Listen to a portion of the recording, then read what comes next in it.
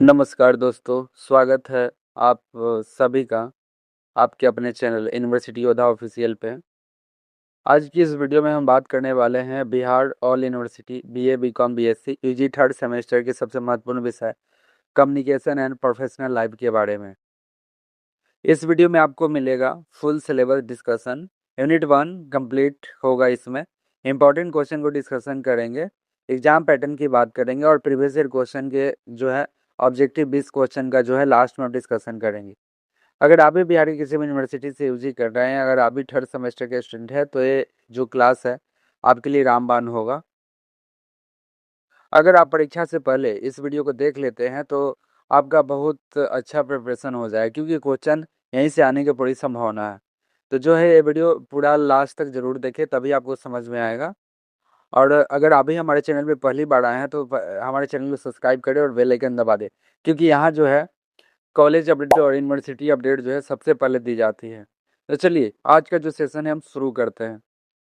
तो आज आप समझिए कि आपको यूनिट 1 में जो है क्या क्या समझना है। व्यावसायिक संचार के सिद्धांत को जो है आपको जो है यूनिट 1 में समझना है। ठीक है, समझिए परिचय में क्या क्या समझना है। जैसे कि व्यावसायिक संचार जो है, इसमें संचार क्या होता है समझना है। व्यावसायिक संचार की भाषा क्या होना चाहिए, लैंग्वेज क्या होना चाहिए इसकी, वो आप समझेंगे। ठीक है, सांस्कृतिक घटक, पार सांस्कृतिक, संचार, संस्कृति और आघात, रूढ़िवादित, जातीयवादत, गलत संचार और प्रभावी संचार। ये जो है आपका यूनिट 1 का सिलेबस है। ठीक है, यूनिट 1 में जो है हम लोग इस पे टॉपिक पे चर्चा करेंगे। आज जो है आपका हम यूनिट 1 कंप्लीट करेंगे। आपका जो एग्जाम से पहले हम कोशिश कर रहे हैं कि आपका जो है ये जो है कम्युनिकेशन एंड प्रोफेशनल लाइफ का जो है 4 यूनिट आपका कंप्लीट करें। आइए अब समझते हैं कि यूनिट 2 में आपको क्या क्या पढ़ना है। तो यूनिट 2 में आपको निटिगेट पढ़ना है। ठीक है, ऑडियो बुक सुनना और चर्चा करना, मतलब ऑडियो बुक क्या होता है इसके बारे में विशेष चर्चा करेंगे यूनिट 2 में। ठीक है, अब नोट्स तैयार करना, जैसे कि नोट्स मेकिंग कैसे होता है। बहुत सारे बच्चे को जो प्रॉब्लम होती है कि सर नोट्स मेकिंग कैसे करें, ये सबसे बड़ी बात होती है। बहुत जो है जितने भी स्टूडेंट है उनको डाउट होता है कि नोट्स मेकिंग कैसे करना है, समझने में प्रॉब्लम होती है। तो उसकी जो डिस्कशन जो है हम यूनिट 2 में करेंगे। ठीक है, अब हम बात करते हैं यूनिट 3। यूनिट 3 में हम क्या डिस्कशन करेंगे वो समझिए। यूनिट 3 में आपका समझाने वाले हैं पीपीटी प्रेजेंटेशंस कैसे बनाना है। इसमें हम जो है मौखिक प्रस्तुति, पीपीटी तैयार करना, पीपीटी प्रस्तुति, ग्रुप डिस्कशन, समूह की चर्चा। ठीक है, इसमें करेंगे। उसके बाद क्या है विशिष्ट वार्ता, जिससे व्यावसायिक बैठक की प्रेरक की वार्ता, टेलीफोनिक स्किल क्या होता है ये आपको समझाएंगे। उसके बाद अनुनय कौशल क्या होता है ये समझाएंगे। मीटिंग एंड नेटवर्केशन जो है बैठक और बातचीत, ये जो है क्या होता है ये आपको हम बताएंगे। ठीक है, आगे समझिए। जैसे कि आपका जो है साक्षात्कार, जो है व्यावसायिक साक्षात्कार, ये जो है वीवीआई टॉपिक है। ये जो एग्जाम जो है पिछले एग्जाम में ये पूछ चुका है, तो ये वीवीआई टॉपिक है। साक्षात्कार जो है विशेष रूप से बताएंगे, एग्जाम में आने का चांस जो है बहुत ज़्यादा रहेगा। पीआर की कार्य और गतिविधि जो है ये यूनिट जो है 3 में पढ़ेंगे। ठीक है, यूनिट 3 में जो आपका ये होगा, यूनिट 3 में हम वो सब पढ़ेंगे। अब बात करते हैं यूनिट 4 में क्या क्या आएगा। तो यूनिट 4 में जो है सारांश और व्याख्या आएंगे। ठीक है, इसमें जो है नौकरी उन्मुख कौशल, सीवी रिज्यूम और बायोडाटा जो है नौकरी आवेदन पत्र कैसे करेंगे वो सिखाया जाएगा। एप्लीकेशन कैसे लिखेंगे वो बताया जाएगा। विज्ञापन और आमंत्रण क्या होता है, पत्र लेखन, आवेदन और व्यावसायिक पत्र क्या होता है वो बताएंगे। रिपोर्ट विश्लेषणात्मक रिपोर्ट होता है, प्रयोजनात्मक रिपोर्ट होता है। रिपोर्ट जो है दोनों प्रकार की होती है, ये आपको हम इसमें बताने वाले हैं। ठीक है, अब आगे हम समझते हैं कि इसमें जो है और क्या क्या जो है आपको इसमें हम चर्चा करेंगे। आपका जो है इसमें जो है विज्ञान आमंत्रण होगा, पत्र लेखन होगा, आवेदन, आवेदन की जो है चर्चा इसमें जो की गई है। ठीक है, ऐसे समझिए। जैसे कि विश्लेषण जो है इसमें विश्लेषणात्मक रिपोर्ट इसमें किया जाएगा। और इसमें सोशल स्पेस, डिजिटल संचार, सोशल मीडिया पोस्ट, ट्विटर जैसे कि फेसबुक हो गया, ब्लॉग लेखन हो गया, समीक्षा लेखन हो गया, यूट्यूब हो गया, इसके बारे में हम आपको बताएंगे। उसके बाद क्या पढ़ेंगे, विज्ञापन, निमंत्रण, poster designing, Canva, MS word office, ये सब जो है आपको यूनिट 4 में ये सब आपको हम समझाने वाले हैं। आगे समझिए। अब हम ऑनलाइन शिक्षा कार्य प्रोफाइल लिंक्डइन के बारे में आपको इसमें जो है यूनिट 4 में बताएंगे। ये जो है आपका यूनिट 4 में हम बताने वाले हैं, ठीक है। ये जो है यूनिट 4 में हम बताएंगे। तो चलिए आज हम सबसे पहले डिस्कशन करेंगे आपका यूनिट 1। अगर आप भी हमारे चैनल पर पहली बार आए तो चैनल सब्सक्राइब करें, क्योंकि यहाँ जो है सारी क्लासेस जो है दिया जाता है फ्री ऑफ कॉस्ट, और नोट्स भी दिया जाता है। अगर आप भी हमारे चैनल पर नहीं नहीं जुड़े हैं तो चैनल पर जुड़े। हमारा व्हाट्सअप नंबर है 7635096712। आप इस नंबर पे जो है हमें मैसेज करके जुड़ सकते हैं, ठीक है। आपको क्लियर नंबर हमारा नहीं दिख रहा होगा, हम फिर से लिख देते हैं, ठीक है। 7635096712। आप जो है जिन भी बच्चों का एग्जाम होगा वो अपना जो है प्रीवियस ईयर क्वेश्चन जो है एग्जाम का जो पेपर इस नंबर पे व्हाट्सअप करेंगे, ठीक है, जिससे हम जो है डिस्कशन कर पाएंगे। अगर आपको कोई भी डाउट होगा तो इस नंबर पे कॉल करके आप पूछ सकते हैं या मैसेज कर सकते हैं, आपको तुरंत जो है सोल्यूशन दिया जाएगा, ठीक है। चलिए तो आज जो है हम यूनिट 1 जो है डिस्कशन आपका करने वाले हैं। यूनिट 1 जो है डिस्कशन करेंगे, जो आप जो है क्लास वो ध्यान से देखिएगा। अब यूनिट 1 जो है आपको जो है डिस्कशन इसमें होने वाला है, तो आप यूनिट 1 को जो है विशेष ध्यान से रखिए, ठीक है। चलिए अब समझिए क्या है व्यावसायिक संचार। पहला आपका क्वेश्चन है ये जो आपका 5 मार्क्स का होगा, ठीक है। 5 मार्क्स का 5 क्वेश्चन आता है, उसमें समझिए। और इसमें हम समझते हैं संचार। संचार क्या है? व्यावसायिक संचार वह प्रक्रिया है जिसके माध्यम से किसी व्यवसाय के संचालन और प्रबंधन की सूचनाओं, विचार, आदेशों और संदेशों की एक व्यक्ति से दूसरे व्यक्ति तक आदान प्रदान किया जाता है। जैसे कि सिंपल भाषा में समझिए, एक आदमी बैठा है ए, ठीक है, एक है बी। अब इसका फेस इस तरफ है, इसका फेस इस तरफ है। ये जो है एक दूसरे से बात कर रहे हैं, तो क्या हुआ? ये संचार हुआ। मतलब अपने जो है विचार को, जैसे कि हम आपको बता रहे थे, अपने जो है विचार को आपकी तरफ जो है दे रहे हैं, इसके आप सुन रहे हैं, समझ रहे हैं, तो क्या हमारा सही संचार हुआ। जो इसमें जो है आप सरल शब्दों में समझ पा रहे हैं हमारी बात को, तो ये जो है पूर्णतः संचार हुआ, ठीक है। अब समझिए सरल शब्दों में ये व्यवसाय भीतर भारी महसूस प्रभावी हस्तांतरण है, ठीक है, और ताकि संगठनात्मक कार्य और कौशल का संपन्न हो सके। अब व्यावसायिक संचार का महत्व क्या है वो समझिए। व्यावसायिक संचार का महत्व क्या है? यह सफल व्यवसाय की संचार प्रणाली सुचारू होना अत्यंत आवश्यक है। इसके मुख्य उद्देश्य महत्वपूर्ण निम्नलिखित ग्राहक कार्यों के लिए समझाया जा सकता है। आंतरिक समय समन्वय समझिए। किसी भी व्यवसाय प्रबंधन का कर्मचारियों के बीच निरंतर संपर्क समन्वय स्थापित करने के लिए संचार सबसे महत्वपूर्ण कड़ी है। यह कर्मचारियों का अनस अनावश्यक निर्देश देने की नीतियाँ समझाने और कार्य के प्रति प्रेरित करने का जो है काम आता है। तो जो आंतरिक समन्वय जो है नीति जो है कार्य को समझाने में जो इसका काम आता है। अब समझते हैं निर्णय लेने में सहायक डिसीजन मेकिंग हम कैसे लेंगे इसे। जैसे कि व्यवसाय प्रबंधन में समय समय पर महत्वपूर्ण निर्णय लेने होते हैं। सही और सटीक जानकारी के बिना अच्छे निर्णय लेना असंभव है। प्रभावी संचार के माध्यम से ही टॉपिक, आंकड़ों और रिपोर्ट का जो प्रबंधन तक जो है हम पहुंच सकते हैं। जब तक ये नहीं होगा तब तक हम नहीं पहुंच पाएंगे, ठीक है। अब हम समझते हैं समस्या और समाधान। जैसे कि व्यवसाय के अंदर उत्पन्न होने वाली समस्याओं की पहचान करने का, उनका तुरंत समाधान खोजने के लिए संचार एक मजबूत आधार प्रदान करता है, ठीक है। ग्राहक संपर्क और छवि निर्माण। जैसे कि व्यवसाय और कच्चे माल की खरीद, उत्पादों की बिक्री और सेवाओं के लिए बाहरी बाहरी जो है जुड़ाव इसका होता है, ठीक है। तो इसमें जो है आपका बाहरी जुड़ाव होता है इसमें, ठीक है। अब इसमें आगे समझिए। जैसे कि ग्राहक ग्राहक की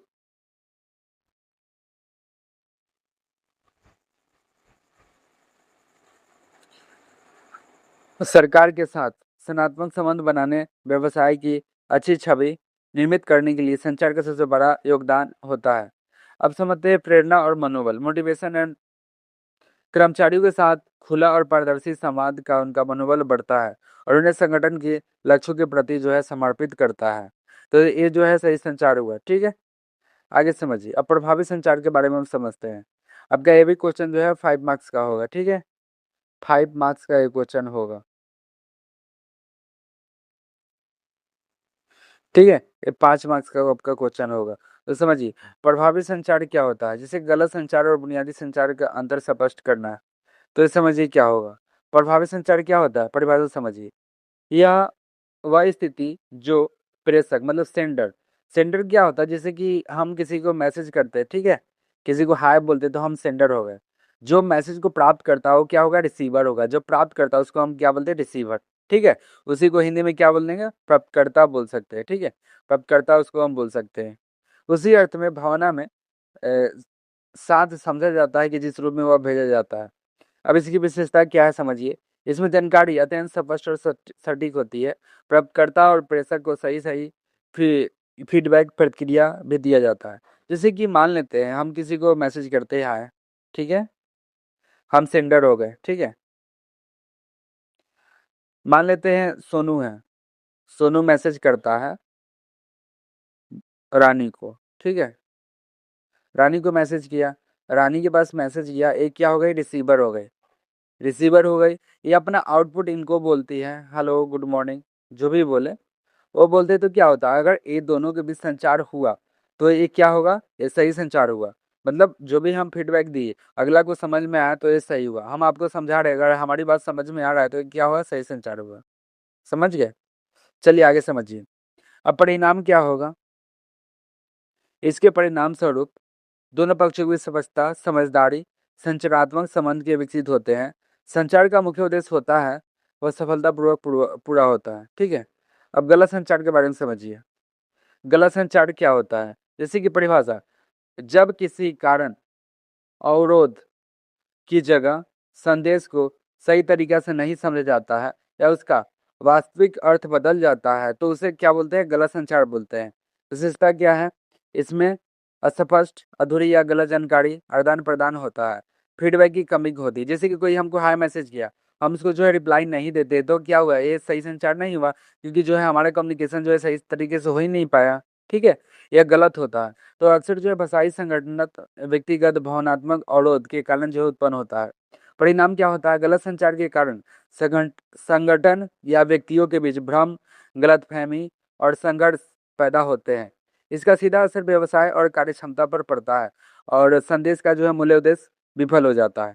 मान लेते हैं हम किसी से संचार करते हैं, ठीक है, संचार करते हैं, हम किसी को हाय बोले, ठीक है, जो है ए सेंडर हो गया।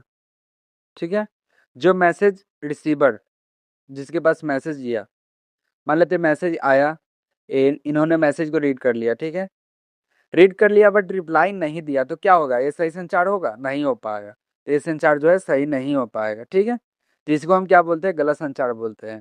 किसी को हम बोले और वो समझ नहीं आया तो क्या होगा, गलत संचार हो गया, भ्रामक संचार हो गया। ठीक है, चलिए तीसरा क्वेश्चन हम समझते हैं। पर सांस्कृतिक संचार क्या है, इसके महत्व को समझाइए।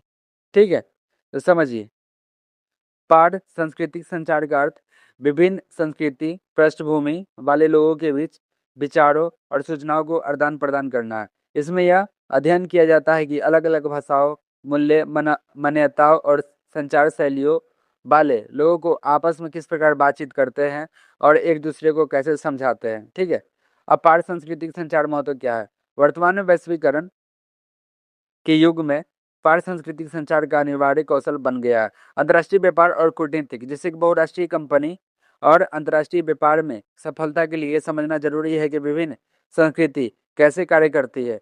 ये व्यापारिक बातचीत, बैठक और सौदे की गलतफहमी को कम करने में इसका जो है मदद मिलता है। ठीक है,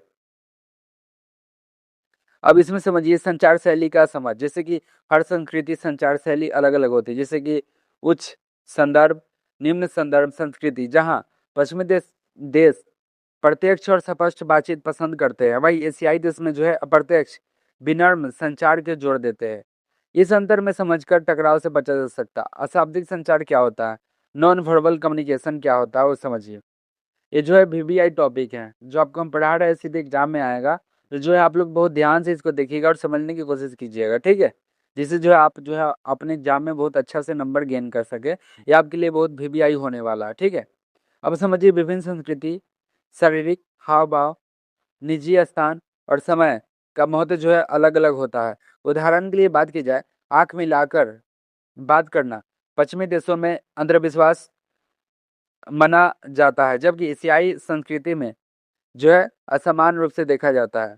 अब समझिए सहानुभूति उत्पादन का संबंध किसे क्या है।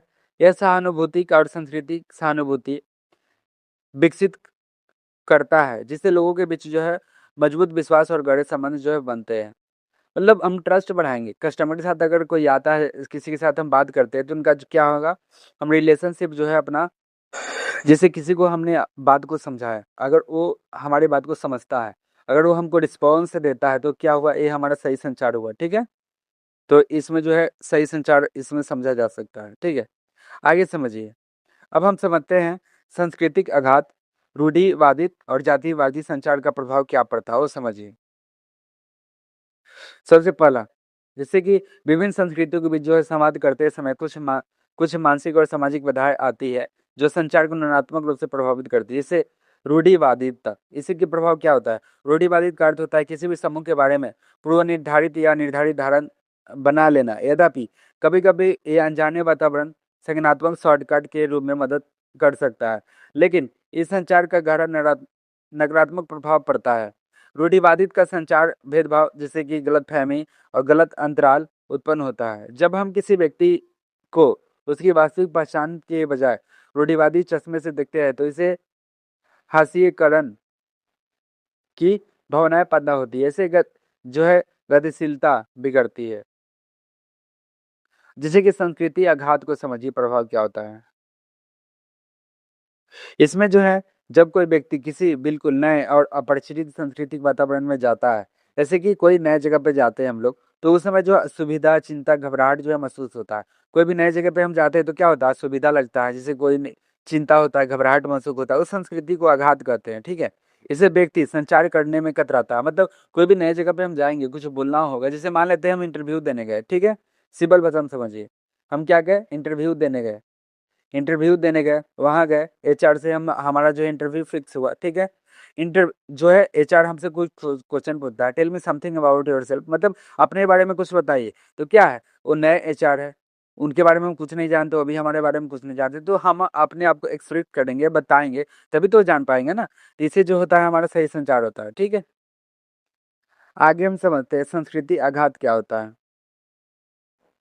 जब कोई व्यक्ति बिल्कुल नए और अपरिचित संस्कृति संचार करने में कतराता है, नए लोगों को घुलने मिलने में डरता है, संबंध स्थापित करने में हिचकिचाता है। ठीक है, जाति जातीयवाद क्या है ये समझिए। जैसे कि स्वजातीय केंद्र भाव वह दृष्टिकोण है जिसमें व्यक्ति अपनी संस्कृति को श्रेष्ठ मानता है। संचार इसका सबसे बुरा असर यही होता है कि व्यक्ति अन्य संस्कृतियों को विचार तुच्छ समझने लगता है। यह धारणा की हमारी संस्कृति ही बेहतर है, संचार में अहंकार पैदा करती है, जो खुले विचारों को आदान प्रदान को पूरी तरह बाधित कर देती है। जैसे कि होता है जातिवाद, इसको कहते हैं कि जैसे कि कोई मान लेते हैं, इसमें तो बहुत सारे जाति है, जैसे हिंदू हो गया, मुस्लिम, सिख, ईसाई, मतलब अपने अपने कास्ट के लोग जो है अपना अपना जो चाहते कि जो भी हम कास्ट के है उसी कास्ट के जो है हमारे फ्रेंड्स बने या दोस्त बने। इसमें जो है अपने विचार को जो है जो है आदान प्रदान कर पाए और हमारी जो संस्कृति इससे बेहतर हो पाए। तो इसका यही मतलब हुआ, डिस्क्रिमिनेशन जैसे भेदभाव जो होता है वो नहीं करना चाहिए। ये तभी ये हमारा जो है सही संचार माना जाएगा। ठीक है, आगे समझिए। अब आपका है प्रभावी संचार, ये जो VVI क्वेश्चन है। प्रभावी संचार के प्रमुख सिद्धांतों का जो है वर्णन करना है। तो जो आपका है C7 सिद्धांत के रूप में हम आपको ये बताएंगे। प्रभावी संचार सफल बनाने के लिए कुछ मुख्य सिद्धांत का पालन करना आवश्यक होता है। ठीक है, तो स्पष्टता क्या है समझिए।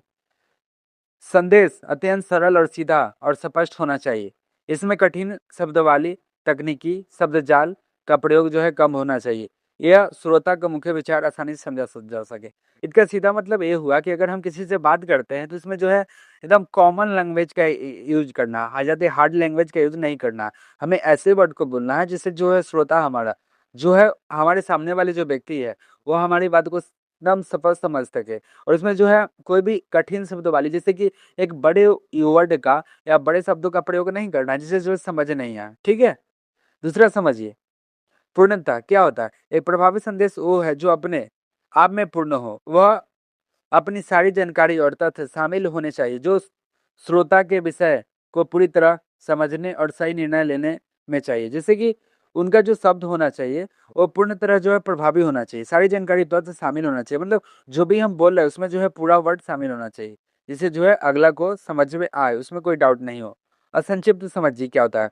संदेश में अनावश्यक विस्तार नहीं होना चाहिए, मतलब जो वर्ड जिस क्वेश्चन से पूछा गया है, जो वर्ड जरूरी है, हम कोशिश करेंगे कि वही बताए, ठीक है। कम से कम शब्दों में अपनी बात प्रभावी ढंग से कह देना संक्षिप्त ही सिद्धांत होता है। इससे जो श्रोता का समय बचता है और मुख्य बिंदु पर ध्यान केंद्रित होता है। इसका सीधा मतलब ये हुआ कि जो हमसे पूछा जाए उसी का जो है जवाब आपको देना चाहिए, ठीक है। इससे जो है श्रोता को जो है प्रभावी होता है और जो जो जवाब पूछा जाए वो क्लियरली आप देते हैं, जिससे जो है एक गुड कम्युनिकेशन बनता है, एक दूसरे के बीच गुड क्या होता है, कम्युनिकेशन अच्छा बनता है।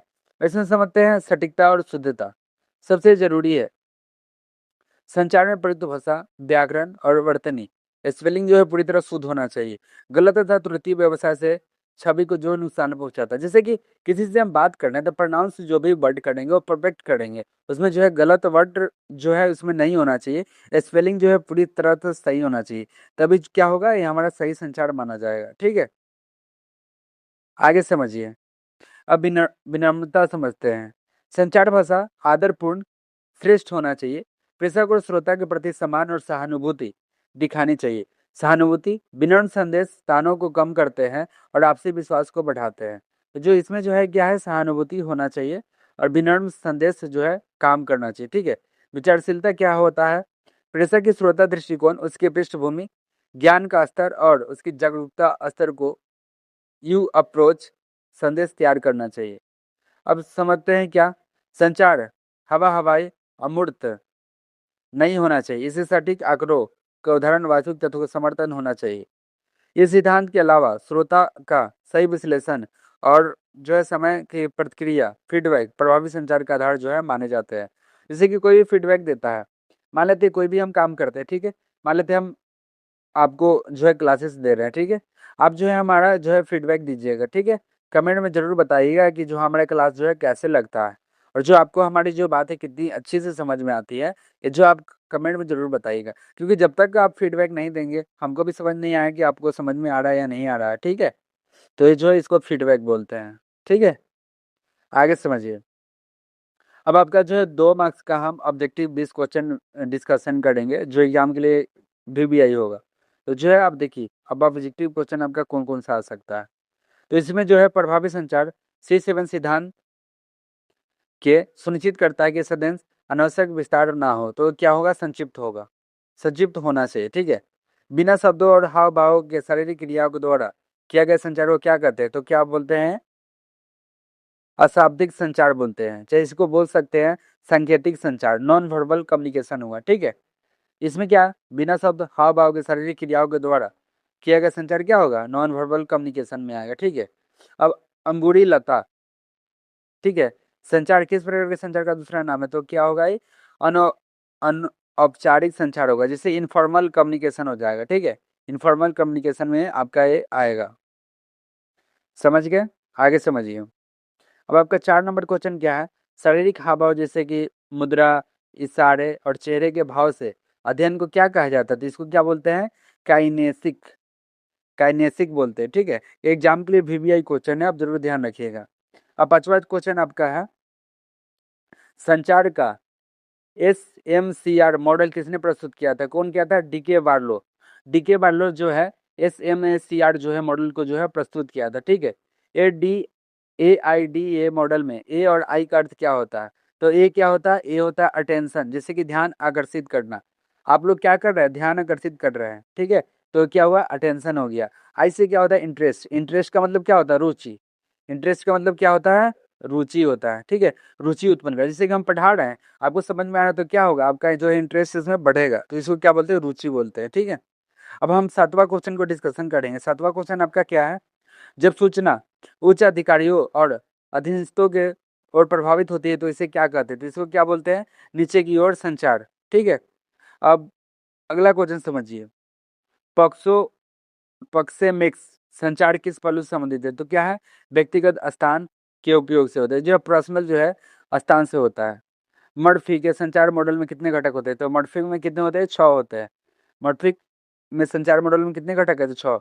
प्रभावी प्रस्तुतिकरण के लिए 10, 20, 30 नियमों का उदाहरण क्या दर्शाता है? 10 स्लाइड दर्शाता है, ठीक है। 20 मिनट दर्शाता है और समय 30 जो है पॉइंट आकार दिखाता है। SWOT विश्लेषण में O और T का अर्थ क्या होता है? तो O का मतलब क्या होता है? अपॉर्चुनिटी। अपॉर्चुनिटी मतलब अवसर। जैसे कि हमने आपको अपॉर्चुनिटी दिया, आपको हमने अपॉर्चुनिटी दिया क्या? यूट्यूब पे आइए और अपना क्लास जो है फ्री ऑफ कॉस्ट कीजिए, तो इसको क्या बोलेंगे? अपॉर्चुनिटी दिए। आपको फ्री ऑफ कॉस्ट हम पढ़ाना है, ठीक है, आपको बिना कॉस्ट को हम पढ़ाना है, तो ये अपॉर्चुनिटी हुआ, हम आपको दे रहे हैं, आप हमारे साथ जुड़िए और अपनी जो है तैयारी को पूरी कीजिए, तो अपॉर्चुनिटी हुआ। क्या बोलते हैं? दूसरा क्या? और टी का मतलब क्या होता है? खतरा, ठीक है। 13 नंबर क्वेश्चन समझिए। आपका 13 नंबर क्वेश्चन को अपनी संस्कृति को श्रेष्ठ मानना और संस्कृति के तुच्छ समझाने का धारण को क्या बोलते हैं? तो क्या बोलते हैं? जातीयतावाद या स्वजातीय केंद्र, ठीक है। अशाब्दिक संचार में कौन मिक्स का संबंध किससे होता है? समय के उपयोग से होता है। कौन मिक्स का उपयोग किससे होता है? समय के उपयोग से होता है, ठीक है। आगे समझिए। अब समझते हैं कौन सा संचार संगठन अधिकृत सूचनाओं के लिए पूर्व निर्धारित मार्ग को गुजरता है? तो क्या होगा? औपचारिक संचार होता है, फॉर्मल कम्युनिकेशन होता है, ठीक है। प्राप्तकर्ता द्वारा प्रेषक को दी गई प्रक्रिया को क्या बोलते हैं? तो प्रतिपुष्टि बोलते हैं। ये आपको बहुत अच्छा से हम समझाएं, फीडबैक क्या होता है, सेंडर क्या होता है, रिसीवर क्या होता है, बहुत अच्छा समझिएगा, क्योंकि ये जो एग्जाम में आपका आएगा तो आपको लिखने में जो है दिक्कत नहीं हो, ये हम आपको समझाना चाहते हैं, ठीक है। 17 नंबर क्वेश्चन क्या है? किसी संचार जाल में सूचनाओं का केंद्र लेवल की व्यक्ति क्या होता है? तो व्हेल संचार होता है, ठीक है, व्हेल संचार होता है। मूल विचारों अपने शब्दों को स्पष्ट रूप से दोहराने को क्या बोलते हैं? पैरेफ्रेजिंग, पैरेफ्रेजिंग बोलते हैं, ठीक है। अपनी जैसे कि किसी को हम कुछ बोलते हैं, ठीक है, अगर वो हमारी बात को नहीं सुनता है समझ, तो क्या बोलते हैं? हम उस बात को दोहराते हैं, फिर से बोलते हैं, तो किसको क्या बोलेंगे? पैराफ्रेजिंग बोलेंगे, ठीक है। 19 नंबर क्वेश्चन पे समझिए। जब एक ही स्तर के अधिकारियों या अधिकारियों की सूचना का आदान प्रदान होता है तो उसे क्या कहते हैं? समांतर संचार बोलते हैं। क्या बोलते हैं? समांतर संचार। जब एक ही स्तर में अधिकारियों या कर्मचारियों को भी सूचना का आदान प्रदान होता है तो उसे क्या बोलते हैं? समांतर संचार बोलते हैं। 20 नंबर क्या होगा? संदेशों के भाषा या संकेतिक रूप में परिवर्तित करने की प्रक्रिया को क्या बोलते हैं? तो इसको संदेश बदलता बोलते हैं। तो जो है इसमें जो है आपका जो है यूनिट 1 जो है आज जो है इसमें लगभग कंप्लीट आपका हो गया। आगे के जो है कल जो वीडियो में हम यूनिट 2 लाएंगे। हम चाह रहे हैं कि जो है आपका जो एग्जाम जो है BRBU का 19 तारीख को प्रस्तावित है, तो जो 19 तारीख तक आपका जो है यूनिट 4 तक हम प्लास आपकी जो है क्लासेज को पूर्ण कर दे। तो जो है आप लोग जो है हमारे चैनल को सब्सक्राइब कीजिए और हमारे वीडियो को ज़्यादा ज़्यादा देखिए और ज़्यादा ज़्यादा शेयर कीजिए, ताकि जो है हर एक महत्वपूर्ण बच्चे के पास ये वीडियो पहुंचे, ताकि उनकी जो है अधिक से अधिक सहायता हो सके। अगर अभी हमारी